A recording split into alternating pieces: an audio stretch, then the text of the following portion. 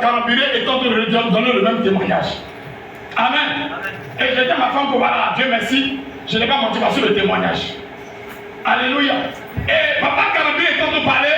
Et puis l'un de ses fils et ses enfants spirituels, il y a des gens qui ont commencé à clamer parce qu'il a dit non, que quand Béni a quitté son corps à cause de crise cardiaque, il était en opération, puis il a sorti son corps, il est arrivé devant le trône du ciel, il est arrivé devant la porte du ciel, il y avait une pianiste, une femme pianiste qui était en train de jouer au piano, et lui, c'est son esprit, c'est son onction. Amen. Quand on joue au piano, ça le pousse, ça attire son esprit. Amen, amen. Et c'est comme cela que lui, il est arrivé, la femme connaissait le ministère d'un jour, Béni.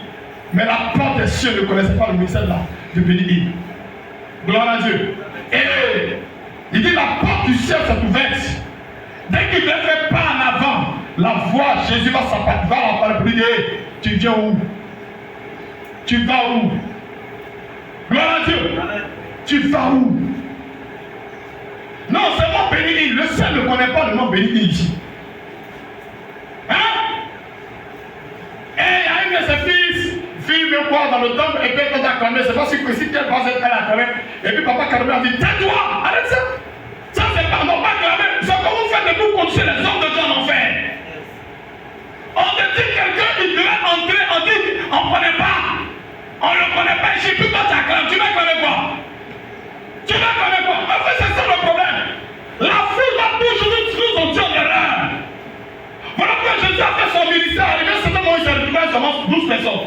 Dans les 12 encore, il restait 11. Pourquoi? Parce que ce n'est pas la foule, c'est la foule qui l'a dit crucifiez-le. Les gens qui t'encouragent, qui te poussent, ce sont les mêmes là qui vont à la fin te lâcher.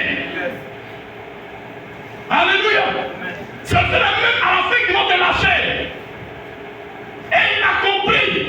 Et le Seigneur a dit, je te donne encore une seconde chance, une seconde grâce. Reviens sur la terre et corrige certaines choses. Je vous l'ai dit ici le mardi passé, je vous avais dit qu'il avait divorcé. Amen, amen. Vous savez qu'aujourd'hui, ça devient quelque chose peut-être de normal. Hein? Les hommes de divorce, même les chrétiens divorcent. C'est quelque chose de normal. Au Congo, je l'ai dans le nom du prophète. Amen. Un jour dans celui de ses prédications, il dit il est le seul francophone sur la terre. Amen. Francophone. Amen. C'est le côté francophone. Amen. Il est le seul que lui, son divorce, amen. Le Seigneur a approuvé. Hey!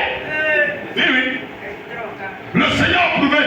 Vous savez, quand les chrétiens veulent commettre les bêtises, ils cherchent les versets bibliques pour appuyer sa bêtise. Vous comprenez?